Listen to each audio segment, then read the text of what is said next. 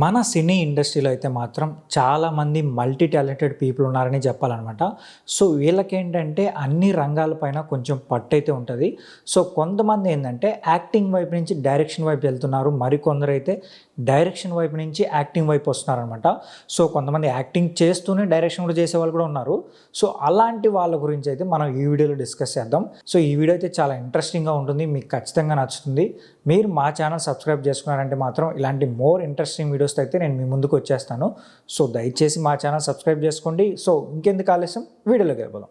నేను ఇందాక చెప్పినట్టే కొంతమంది యాక్టింగ్ చేస్తూనే కూడా డైరెక్షన్ కూడా చేస్తున్నారనమాట. అందులో ఫస్ట్గా చూసుకున్నామంటే ధనుష్ గారిని చూసుకోవచ్చు. ధనుష్ గారిని బిగినింగ్ స్టేజ్లో ఏంటంటే చాలామంది ట్రోల్స్ చేశారు. అంటే మీరు హీరోనా, ఇలాంటి కట్అవుట్ కూడా హీరోకి సెట్ అవుతుందా అన్నట్టుగా చాలామంది అయితే ట్రోల్స్ చేశారనమాట. ఇంకొక విషయం ఏంటంటే నెపోటిజం ఎక్కువగా ధనుష్ గారి పైన కనిపించింది అనమాట. అంటే వాళ్ళన్న సెలవు రాఘవన్ గారు డైరెక్షన్లో ఉన్నారు, అలాగే వాళ్ళ ఫాదర్ కూడా ఇండస్ట్రీలో ఉన్నారు కాబట్టి సో చాలామంది ట్రోల్స్ చేసేవాళ్ళు. ఇట్లా మీ ఇండస్ట్రీ వాళ్ళు ఉన్నారు కాబట్టి మీరు ఇండస్ట్రీకి వచ్చారు, మిమ్మల్ని ఎవరు చూస్తారు అన్నట్టుగా కొంతమంది అయితే ట్రోల్స్ చేశారనమాట. సో బట్ ఆయన ఆ ట్రోల్స్ని దాటుకొని ఇప్పుడు తమిళ ఇండస్ట్రీలో వన్ ఆఫ్ ద బిగ్ స్టార్గా అయితే ఆయన నిలదొక్కున్నారు. ప్రజెంట్ కూడా ఆయన మూవీస్ అయితే చాలా అంటే చాలా బాగా ఆడుతున్నాయి అనమాట. సో రీసెంట్గా వచ్చిన రాయన్ సినిమా కూడా చాలా పెద్ద హిట్ అయింది. ఇంచుమించు 150 crores వరకు అయితే ఈ మూవీ అయితే కలెక్షన్స్ రాబట్టిందనమాట. సో అటువైపు ఆయన హీరోగా సినిమాస్ చేస్తూనే రాయన్ సినిమా కూడా ఆయనే డైరెక్షన్ చేశారనమాట. సో అటు డైరెక్షన్ అటు హీరోగా ఆయన చేస్తూనే మరోవైపు వాళ్ళ అల్లుడిని పెట్టి ఒక సినిమా కూడా తీశారు. అది రీసెంట్గా రిలీజ్ అయింది. జాబిలమ్మ నీకంత కోపం అన్నట్టు మన తెలుగులో కూడా ఆ సినిమాని రిలీజ్ చేశారనమాట. ఈ సినిమాని డైరెక్షన్ చేసింది ధనుష్ గారు. అంటే ఆయన ఒకవైపు మూవీస్లో హీరోగా యాక్ట్ చేస్తూనే మరోవైపు డైరెక్షన్ వైపు కూడా ఉన్నారనమాట. సో ఇట్లా చూసుకున్నామంటే ఆయన మల్టీ టాలెంట్ అనే చెప్పాలి. ఇంకా ఈ లిస్ట్లో చూసుకున్నామంటే కమల్ హాసన్ గారు ఉన్నారు. కమల్ హాసన్ గారు ప్రజెంట్ డైరెక్టర్గా చెయ్యట్లేదు, కానీ ఆయన కొన్ని సంవత్సరాల క్రితం అయితే కొన్ని సినిమాలకైతే డైరెక్టర్గా వర్క్ చేశారనమాట. అంటే ఆయన డైరెక్షన్ స్టైల్ కావచ్చు, స్క్రీన్ ప్లే స్టైల్ కావచ్చు, కొంచెం డిఫరెంట్గా ఉంటుంది. ఆయన ఎంచుకునే కథ కూడా కొంచెం డిఫరెంట్ స్టైల్లో ఉంటుంది అనమాట. ఒక డిఫరెంట్ ఫిల్మ్ మేకింగ్ అయితే ఆయన పరిచయం చేశారనమాట. కొన్ని సినిమాలు కొంచెం డీకోడ్ చేయడానికి కూడా చాలా డిఫరెంట్గా అనిపిస్తుంది ఆ మూవీస్ అనమాట. అంత బాగుంటాయి ఆ సినిమాలు. సో ప్రజెంట్ అయితే ఆయన చేయట్లేదు. సో ఫ్యూచర్లో ఏమన్నా మళ్ళీ ఒకసారి ఏమైనా డైరెక్షన్గా ఏదన్నా ఒక మూవీ చేస్తారనేది చూడాలన్నమాట. సో మీరు కూడా కమల్ హాసన్ గారు మూవీ డైరెక్ట్ చేస్తే ఎలా ఉంటుంది అనేది కూడా కింద కామెంట్ చేయండి. తర్వాత చూసుకున్నామంటే గౌతమ్ మీనన్ గారు ఉన్నారు. సో ఈయన మూవీస్ ఎలా ఉంటాయంటే ఒక డిఫరెంట్ స్టైల్లో ఉంటాయి, కొంచెం పీస్ఫుల్గా ఉంటాయి, ప్లెజెంట్గా వెళ్ళిపోతూ ఉంటాయి అనమాట. అంటే ఒక సోలోఫుల్ సినిమాస్ అనమాట. మనం ఎక్కువసేపు ఈ సినిమా గురించి పెద్దగా అరే ఈ కాంప్లికేషన్స్ ఉన్నాయి, ఆ సీన్స్ ఉన్నాయని ఆలోచించాల్సిన అవసరం లేదు. మనం థియేటర్లో కూర్చున్నామంటే అలా కూల్గా ప్లెజెంట్గా సినిమా వెళ్ళిపోతూ ఉంటుంది. అంత బాగా ఇస్తారు ఆయన సినిమాని. సో అలాగే ఆయన స్టైల్ ఆఫ్ నెరేషన్ ఒకటి ఉంటుంది అనమాట. అంటే ఒక సీన్ అలా వెళ్తూ ఉంటుంది, బట్ దాని బ్యాక్గ్రౌండ్ కూడా ఒక స్టైల్ ఆఫ్ వాయిస్తో నెరేషన్ ఇస్తూ ఉంటారనమాట. అది కూడా చాలా బాగుంటుంది. బట్ ఆయన కొన్ని సంవత్సరాలుగా అయితే ఆయన సినిమాలు చేయట్లేదు అనమాట. నాకు తెలిసి ఎంత వాడే కానీ అంటే అజిత్ గారితో ఒక సినిమా తీశారు. ఆ సినిమా అప్పుడే కొంచెం క్రైసిస్ ఫేస్ చేశారని కూడా ఒక ఇంటర్వ్యూలో అయితే చెప్పారనమాట. సో ఆ సినిమా తర్వాత మళ్ళీ విక్రమ్ గారితో ధ్రువ నక్షత్రం సినిమా తీశారు. అదైతే సో రిలీజ్ చేయడానికి చాలా ప్రాబ్లమ్స్ అయితే ఫేస్ చేయాల్సి వచ్చింది. బట్ ఆ తర్వాత అయితే ఆయన మళ్ళీ డైరెక్షన్ వైపు అయితే వెళ్ళలేదు, కానీ యాక్టర్గా మాత్రం చాలా అంటే చాలా ప్రూవ్ చేసుకున్నారు. ఆయన ఉన్నారు అంటే మాత్రం మంచి కథ ఉంటుంది, అలాగే మంచి క్యారెక్టర్ ఉంటుంది అని కూడా ఫ్యాన్స్ అయితే ఫీల్ అవుతున్నారు అనమాట. ఆయన యాక్టింగ్ కూడా ఇప్పుడు చాలామంది ఫ్యాన్స్ అయిపోయారు. అంత బాగుంటుంది. ఒక డిఫరెంట్ స్టైల్లో అయితే ఆయన యాక్టింగ్ అయితే చేస్తూ ఉంటారు అనమాట.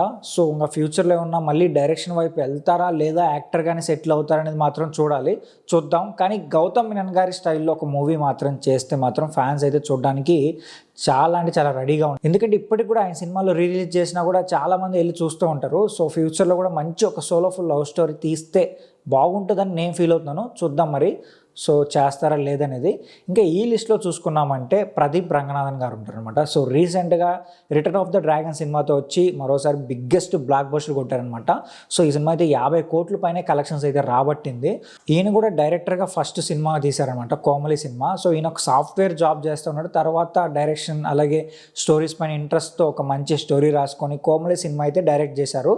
సో ఆ సినిమా కూడా మంచి రెస్పాన్స్ అయితే తెచ్చుకుంది. సో ఆ తర్వాత ఆయనకి మంచి పేరు తెచ్చింది ఏంటంటే లవ్ టుడే సినిమా మాత్రం. సో మన ఇండియా వైడ్ ఆయనకి మంచి పేరు అయితే తెచ్చింది. సో ఈ సినిమాను కూడా ఆయన డైరెక్షన్తో పాటు యాక్టింగ్ కూడా చేశారు కాబట్టి సో ఈయన మల్టీ టాలెంటెడ్ అని చెప్పాలన్నమాట. సో ఇప్పుడైతే మాత్రం ఆయన రిటర్న్ ఆఫ్ ద డ్రాగన్ సినిమాతో అయితే మన ముందుకు వచ్చారు. ఈ సినిమా కూడా మంచి హిట్ అయింది. కానీ ఫ్యూచర్లో ఆయన యాక్టర్గా సెటిల్ అవుతారా లేదా డైరెక్టర్గా మళ్ళీ సినిమా చేస్తారా అనేది సో కొంచెం క్వశ్చన్ మార్క్గా ఉంది. సో ఎందుకంటే return of the dragon cinema మంచి హిట్ అవడంతో ఇప్పుడు హీరోగా ఆయనకి చాలా ఆఫర్స్ వస్తున్నాయన్నమాట. సో ఒకవేళ ఆయన అటువైపే ఉంటారా, హీరోగా ఉంటారా, లేదంటే మరోసారి డైరెక్షన్ వైపు వెళ్తారనేది మాత్రం సో ఆయన ఫ్యూచర్ ప్రాజెక్ట్స్ బట్టి తెలుస్తుంది. సో చూద్దాం మరి.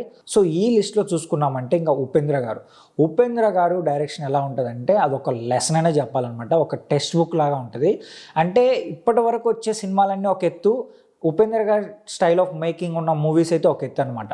సో ఆయన డిఫరెంట్ మూవీస్, ఆయనది ఒక జానర్ కానీ ఆయన మేకింగ్ కానీ అంతా ఒక స్టైల్లో ఉంటుంది.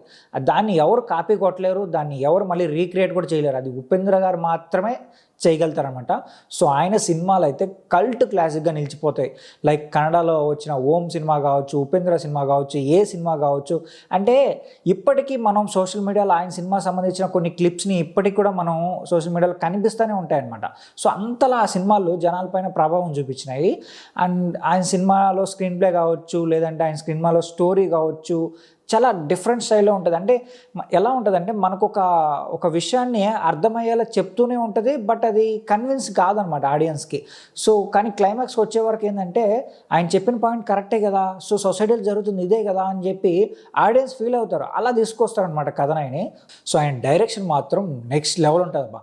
ఒక ఉపేంద్ర గారు యాక్టర్గా కావాలా లేదంటే ఉపేంద్ర గారు డైరెక్టర్గా కావాలంటే నేను మాత్రం ఉపేంద్ర గారు డైరెక్టర్గా కావాలని కోరుకుంటాను. రీసెంట్గా కూడా ఉపేంద్ర గారు ఏంటంటే యువై సినిమాతో అయితే మన ముందుకు వచ్చారు. ఈ సినిమా కూడా మంచిగానే కమర్షియల్గా ఆడిందనమాట. సో బట్ ఇంకా ఫ్యూచర్లో ఆయన మరోసారి సినిమా చేస్తారా డైరెక్టర్గా లేదంటే యాక్టర్గా సెటిల్ అవుతారనేది మాత్రం చూడాలి. సో చూద్దాం మరి. ఇంకా ఈ లిస్ట్లో చూసుకున్నామంటే సెలవరాఘవన్ గారు ఉన్నారు. సో సెలవరాఘవన్ గారి మూవీస్లో కూడా చాలా డిఫరెంట్ స్టైల్ ఉంటుంది అనమాట. ఆయన డైరెక్షన్ కూడా ఒక డిఫరెంట్ ఉంటుంది. లైక్ ఆడవారి మాటలకి అర్ధాల వేర్లు కావచ్చు, యుగానికి ఒకటే కావచ్చు, ఇలా కొన్ని సినిమాలు అంటే ఒక డిఫరెంట్ మేకింగ్లో వెళ్ళిపోతారనమాట ఆయన సినిమాలన్నీ. 7G బృందావన్ కాళీ గురించి అయితే ఇప్పటికీ మనం మాట్లాడుకుంటూ ఉంటాం అనమాట.